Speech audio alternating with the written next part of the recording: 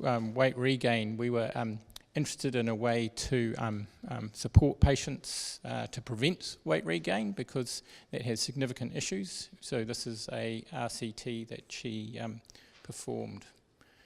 So as before, this is what a sleeve gastrectomy does. We take away 80 to 90% of the stomach and leave you with a tube or a sleeve of remnant stomach. And that's the main procedure that we perform here at Middlemore. And this is the same slide, but why is it important? Well, we do get recurrence of diabetes and other comorbidities when you regain weight. As we've seen before, that leads to a deterioration in the patient's quality of life, but also it has an economic impact. So if you're starting back on medications or treatments for those comorbidities that we thought we'd resolved, that has an economic impact for the health budget. And as shown before, the nadir of patients' weight loss we noticed fitted with when we discharged patients from our service. Now, whether that was just coincidence or whether that's a long-term effect and can be seen in other populations that are followed up more intensely is a moot point. So Mel had done a focus group previously, which I think she presented here last year, in which we looked at patients who had undergone weight regain after their surgery, and we looked at various things that they identified as being causes for that. So this is just one of them, which is diet and exercise. And as you can see there, patients felt that their other health concerns, so patients who had got pregnant or broken a leg or things, had impacted on their ability to exercise. Psychological things or stresses in their lives, which made them comfort eat, and also the cost of buying healthy food. But one thing that piqued our interest was that of feeling that they needed more support. So when we looked at that in more detail, this is what patients wanted. They wanted more support, but they wanted it to motivate them and to be from someone with which they could have some rapport or had known, and to be individualised and come from specialists, so our team. But they didn't necessarily just want more clinic visits, which made us happy, but they were happy to think of other sort of more innovative ways, so the internet and buddy systems, and we picked up on text messaging. So to that end, we developed a text message intervention, which patients got at 8 o'clock or after daylight saving, 9 o'clock. That was started at that 18-month point when patients were discharged from our service.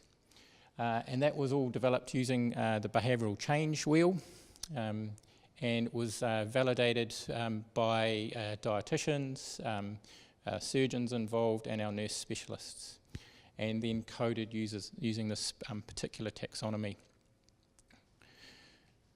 And so the aim of the study was to evaluate a text message intervention to reduce weight regain following sleeve gastrectomy. So this was a randomised trial using standard care post-discharge, which was essentially GP follow-up, versus a daily text message, and we powered that to show a 15% difference in excess weight loss at a year. So we're looking at excess weight loss, or percentage excess weight loss, looking at that Barros score again, and patient satisfaction, and we measured that at both 6 and 12 months. And we were using an intention to treat analysis. So this is just an example of a week worth of text messaging. The first one is, you can see week 5, day 1 through 7. This is the behavioural change taxonomy that I mentioned, and then the domain is really just looking at different things. So a general G for general message, D for diet, and E for exercise, and then we just coded them as well. M for motivation. So as you can see there, these are all sorts of different sort of hopefully encouraging messages, and I've subsequently seen patients who found that these, they reported that these were very helpful.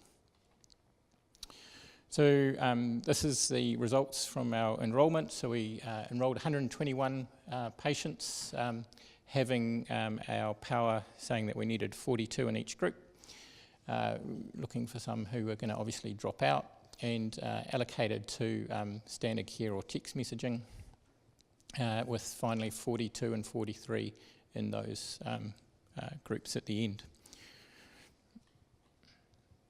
So in terms of the baseline characteristics of our patients, you can see our text message group were slightly younger, slightly more men, and once again, slight increased number of European and Māori patients in our group.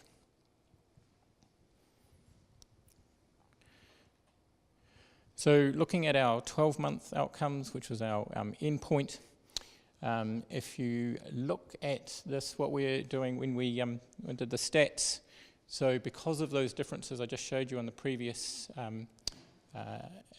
slide, what we did was we did an adjusted difference, so we adjusted for all the ethnicity and the age and gender, and we could see that unfortunately we couldn't show a difference in our excess weight loss at a year, non-significant, but the Barrow score and, at 12 months was significant.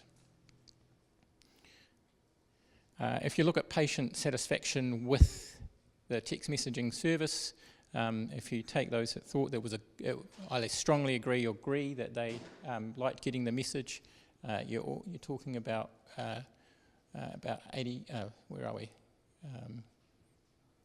So 80% of our patients wanted the texts to continue and felt that they supported or motivated them.